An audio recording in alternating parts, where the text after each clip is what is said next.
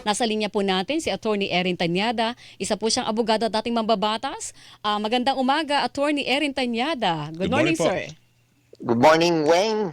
Matagal na tayo hindi Oo nga. nag-uusap. Merry Christmas, Happy New Year. Good Opo, morning, dalawa good po morning. kaming And weng. yung partner mong Weng Weng. din, double oo. weng, Dalawang attorney. Oo. Weng. Alam mo ito si Congressman kasi ang tagal ko na cover na congressman ito. Kaya hindi rin ako sanay na tawagin kang attorney. Pero ganun pa man, sir, ano ang inyong pagtaya dito po sa Cabral Files na ito? Kasi kung pagtitingnan ninyo ang chronology of events, kung paano lumabas ito, kung sino-sino nang may hawak nito, paano ba dapat tanggapin ito ng taong bayan? At higit sa lahat, ano ang merit nito dito sa nagiging investigasyon sa flood control anomalies?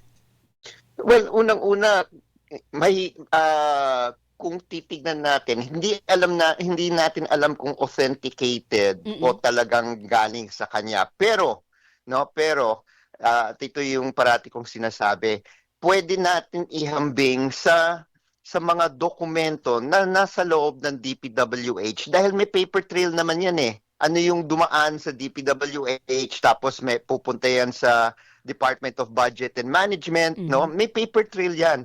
Hindi yan may issuean ng SARO kung wala talagang mga dokumentong tama. So kailangan natin, pwede siyang maging guide, sabihin natin.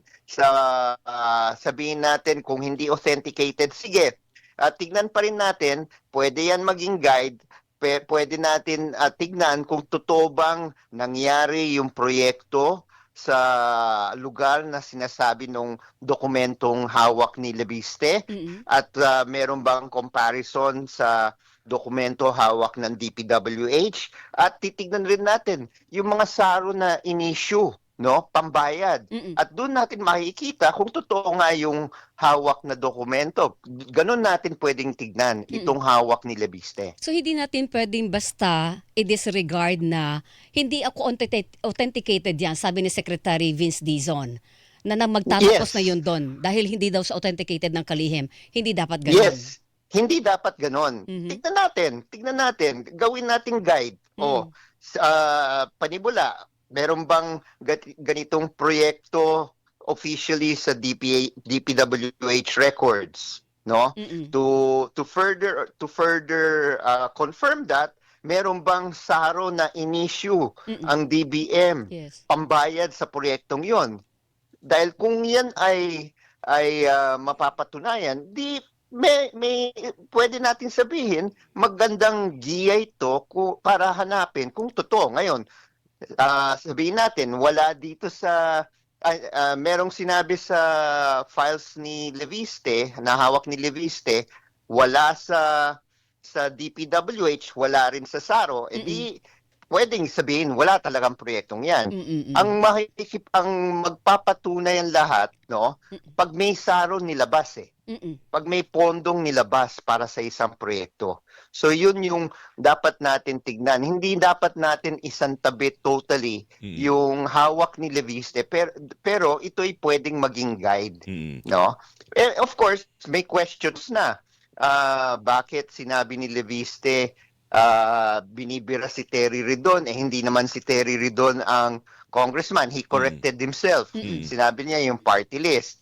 Tapos merong binabanggit na isang congresswoman na passed away, no? Si Congresswoman Panotes.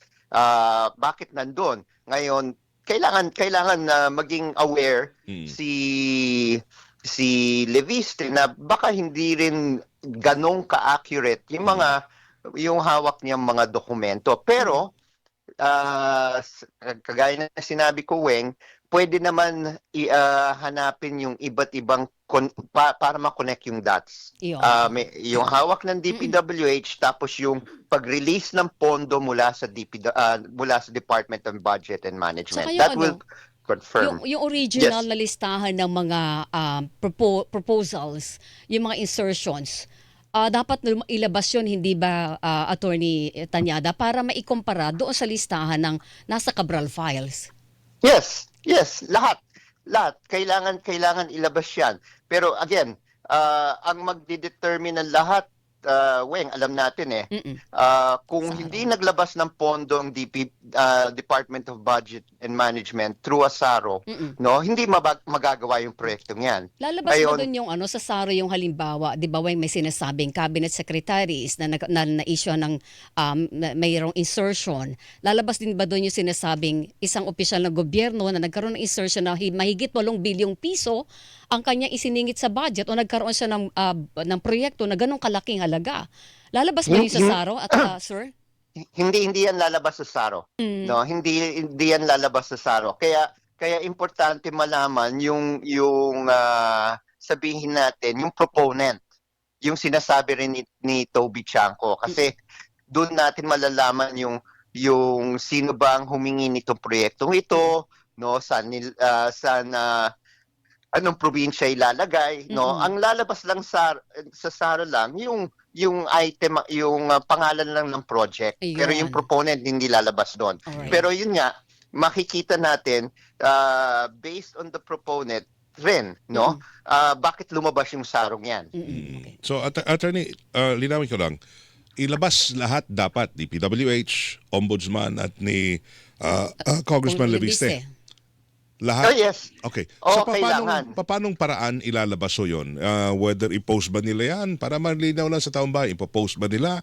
O sila mag-uusap po ron, magmi-meeting, tapos Para paglabasan magkumparahan tayo? kayo ng Oo. mga dokumento. Well, ang suggestion ko, no, bagamat masabi natin isang tao na lang ang ICI, Mm-mm. no? Pwede dun ibigay yung dokumento para na yung ICI ang maglabas, Mhm. no? At the same time, ibigay na rin sa ombudsman. Although may Hindi. copy ng ombudsman, Oo. Attorney Erin, yung Yun. nagsubpoena ng ombudsman tapos tinurn over na ng DPWH yung tinaguri ang Cabral files na hawak nila ngayon o nahawak nila doon sa Office of the Ombudsman. I think nangyari yan last week.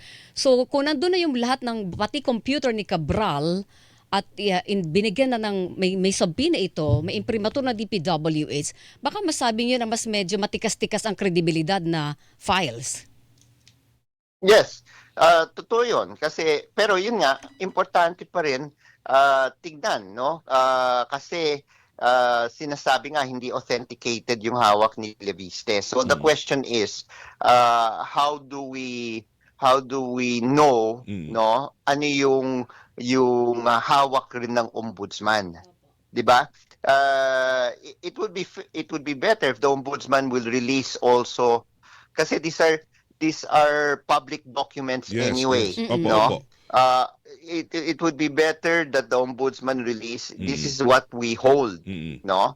Para alam ng tao, kasi hindi naman confidential yan, public documents yan. So para at least alam ng mga tao rin kung sino-sino talaga yung involved dito sa usapin ng hindi lang flood control, infrastructure yes. Alam natin yung ICI okay, pero may mga pagkakataon, di ba? Hindi nga nailalabas, hindi nila-live stream Oo. yung usapan. At saka may mga humihiling doon ng mga executive session. Sila lang Oo. ang nakakaalam. Pinagbigyan lahat ng Paano ang executive credibility session noon? request. At saka paano sa taong bayan? Gusto ng taong bayan, sa amin, ilabas yan. Oo. Well, if you look at it kasi well, ito yung hamon kay Congressman Leviste, no? Humarap siya sa ICI kung buhay pa rin yung ICI na there is only one commissioner, chairperson, no? At ipa-live stream niya yung hawak niya. Wag niya Opo, wag siya mag-executive session. Opo, pero meron nata siyang na-post 8 hours ago na mamaya daw magpi-privilege speech siya. Sa Kamara de Sa Kamara. Representantes. Oo. At That ilalabas is siya daw. another Ibahagi niya yung files mula doon sa yung mga Yuse Cabral, pati na yung sikretong 18 billion na MOE fund. Ito yung expenses ng Kongreso.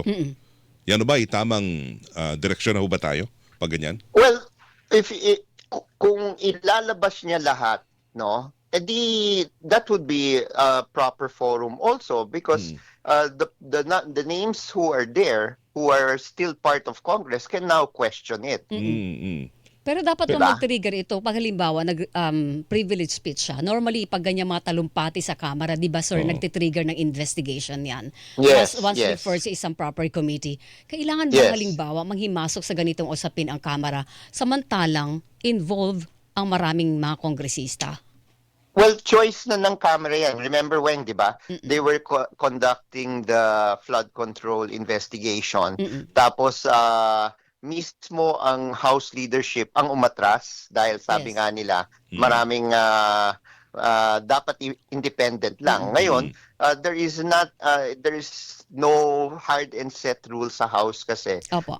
kapag may privilege speech ka, automatic may committee hearing. It will depend rin on the House Content. leadership Oo. kung gusto nila magkaroon ng investigation pa o hindi na. Alright. Sa bagay, sabi niya, kung papayagan siya Oo. na mag-privilege speech. Bakit mamaya. naman hindi? Diba? Dapat mong payagan. Dapat siyang payagan. Bakit naman hindi? Pag hindi mo pinayagan, lalong- para na rin Oo. pinigilan mo ang paglabas ng totoo. Yan. Diba? So, Oo, bahala kasi na. Mm-mm. ang pwedeng sabihin Weng to fight for his right to speak Oo. is that the institution, the House as an institution is already being damaged by this one. So I am here to try to defend the institution. So if they don't allow him to speak, parang hindi niya dinidefend yung institution, di ba? Totoo So yan. that should trigger the privilege speech. Yun. At bahala na si si Speaker Boji D. Sir, alam niyo na kung ano nararapat gawin dahil sabi nga 'di ba, Attorney Tanyada, sunog na ang Kamara at Senado ngayon eh. Nangangailangan sila ng redeeming issue o kaya naman hakbang para ibangon-bangon ang dalawang institusyon ng Kongreso, 'di ba, sir? Kaya nga yung independent commission na final ni Manay Laila at yung ibang mga congressman, kung talagang seryoso ang Kamara na talagang harapin itong usapin ng corruption, yung Senado, pinasinayata nila, dapat yung House, inaksyonan rin kagad Opo. para to show na wala silang kinakabahan, hindi sila takot kung ano man ang magiging kalabasan ng independent commission na created by law. Alright. Yan. Attorney Erin Attorney, thank Tanyada, you. good morning. Maraming salamat po. Maraming salamat, Weng and Weng. Salamat Thank you. po. Si Attorney Erin Tanyada.